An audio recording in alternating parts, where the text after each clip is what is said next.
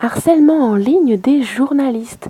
Reporters sans frontières accusent les trolls et évitent toute autocritique. Les journalistes mainstream découvrent avec horreur qu'ils ne sont pas très aimés. Du coup, il est facile d'accuser leurs contradicteurs d'être des haters, c'est-à-dire des haineux.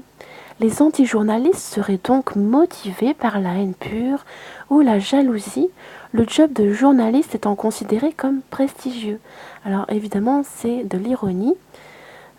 On s'en réfère à l'expression consacrée journalope. La réalité est un peu plus complexe et la liberté de la presse menacée à bon dos.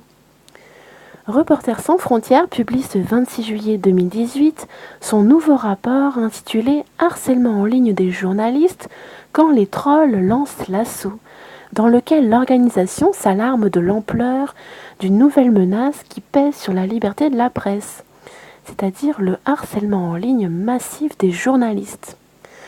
Leurs auteurs, de simples haters, individus ou communautés d'individus, dissimulés derrière leurs écrans, ou des mercenaires de l'information en ligne, véritables armées de trolls mises en place par des régimes autoritaires.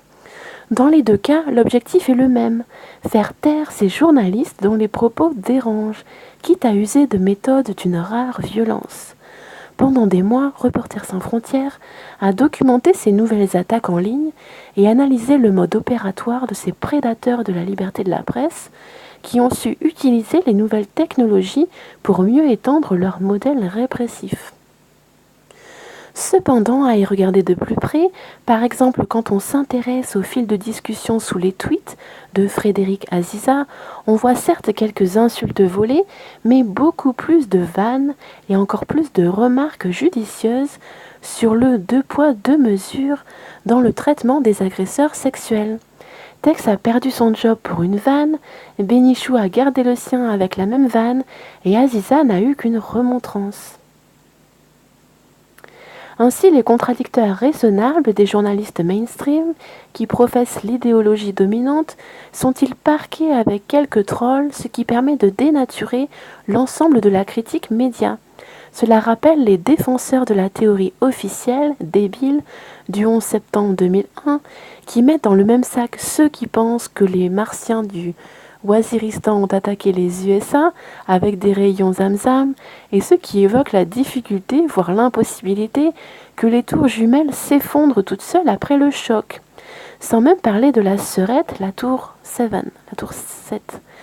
Le harcèlement en ligne est un phénomène qui se propage à l'échelle mondiale et qui constitue aujourd'hui l'une des pires menaces contre la liberté de la presse, déclare Christophe Deloire, secrétaire général de Reporters sans frontières.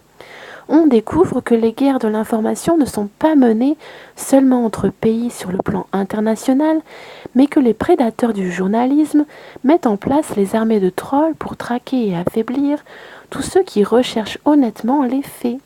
Ces despotes laissent leurs mercenaires cibler les journalistes et leur tirer à balles réelles sur le terrain virtuel comme d'autres le font sur les terrains de guerre. RSF, depuis ses débuts, a fait preuve de son appartenance à la dominance idéologique mondiale, et le tropisme gauchiste du site ne change rien à l'affaire. Ce sont par exemple des journalistes gauchistes qui traitent le méchant Trump de tous les noms depuis son élection, ce qui en fait de véritables haters, et les met objectivement dans le camp du bien, celui des médias mainstream et du mondialisme. Bref, la critique média est refusée et réfutée en bloc grâce à quelques déconneurs dont on peut néanmoins comprendre la colère. Ceux qui détiennent la parole publique, les journalistes donc, ne la partagent pas facilement. C'est ce qui a tué Europe 1 et ressuscité RMC, et n'admettent pas qu'on pense différemment. Il est alors facile de transformer les opposants idéologiques en haters ou en malades mentaux. En France, 2 individus ont été condamnés début juillet 2018 à 6 mois de prison avec sursis et 2 000 € d'amende pour avoir menacé en ligne la journaliste Nadia Dam. Un troisième, qui l'a menacé de mort à la suite du procès, a également été condamné à 6 mois de prison avec sursis.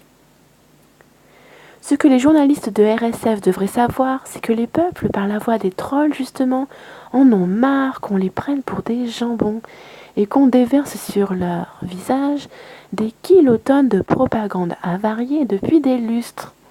Il y a un réveil certain, une conscience naissante et une colère légitime. Malheureusement, ça tombe sur des journalistes qui ne sont, on le sait, que des valets, des vrais dominants. Les proxys sont en train de morfler, et au lieu de se retourner contre leur maître qui les manipule, parce qu'ils les payent, ils préfèrent s'en prendre à leurs victimes, aux victimes de leur intoxication groupée. Alors là, si je peux me permettre, c'est vraiment typique de la perversion narcissique. S'en prendre non pas à son bourreau, à celui qui nous a fait du mal, mais aux personnes qui nous viennent en aide. Donc, parenthèse fermée. C'est à eux de faire leur autocritique plutôt que de faire celle de leurs ennemis auxquels il manquerait une case. L'accusation de maladie mentale ne suffira pas. Le rapport de RSF ne porte pas seulement sur les trolls ou individus dérangés. Il porte sur les États qui sont contre la liberté de la presse. Mais là aussi, quand on y regarde de plus près, on se rend compte que les pays non alignés sur l'Empire, pour résumer, sont dans le viseur de Reporters sans frontières, parce qu'ils luttent contre la liberté d'expression et embastillent ou persécutent les journalistes. Il ne viendrait jamais à l'idée de Reporters sans frontières de regarder ce qu'il se passe en France, sur l'Internet, avec les journalistes non mainstream qui subissent toutes les pressions oligarchiques possibles. Car là, il s'agit véritablement de liberté d'expression, et ce sont des journalistes mainstream qui trouvent normal de ne pas accorder la parole à ces mauvais journalistes, guidés par tous les mots, donc MAUX, listés par la dominance. Racisme, antisémisme, antiféminisme, antimaçonnisme, anti-LGBTisme, antimondialisme, toutes ces fausses accusations destinées à bloquer la pensée et le débat. Je réouvre la parenthèse et je vous conseille fortement la vidéo de Michel Drac sur la ponérologie. Donc ça explique comment les sociétés de psychopathes se cooptent et se réorganisent pour ne faire passer que les psychopathes au pouvoir. Et c'est comme ça qu'on a des sociétés qui ne fonctionnent pas. Ce sont alors les journalistes mainstream qui se comportent comme une armée de trolls contre ceux qui font honnêtement leur boulot, avec des moyens rudimentaires, mais l'esprit collé aux intérêts du peuple, ce que les journalistes mainstream ont perdu de vue depuis fort longtemps, attachés qu'ils sont à leur niche oligarchique.